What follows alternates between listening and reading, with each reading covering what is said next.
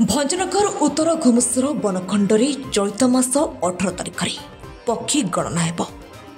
तेणु आज पक्षी गणना उपरे कर्मचारी एवं छात्र छात्री को तालीम प्रदान कर तेणु लालसिंह नर्सरी परिसर में आज पक्षी गणना उपरे एक तालीम शिविर अनुष्ठित होता।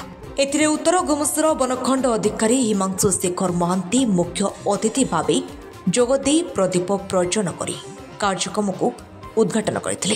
ए अवसर में से कहिथिले जे पक्षी गणना उपरे छात्र छात्री को मध्य चलित वर्ष सामिल करा जिवो। बनखंड 24 स्थान में गणना हेबो। सेथि मध्यरे अछि जलभंडार क्षुद्र जलसेचन प्रकल्प प्रमुख रही। प्रति वर्ष भली जनवरी मासरे ए वर्ष मध्य हमर वेटलैंड बर्ड सेंसस 18 तारिख दिन ऑल ओडिशा रे हेबा पे स्थिर होईची। सेही परिप्रेक्षी रे आज हमर गोटे ट्रेनिंग सेशन थिला हमें जो थरे कि हमर समस्त स्टाफ वन कर्मचारी स्कूल कॉलेज स्टूडेंट माने मध्य एतर पार्टिसिपेट करिया पे हमें व्यवस्था करछु।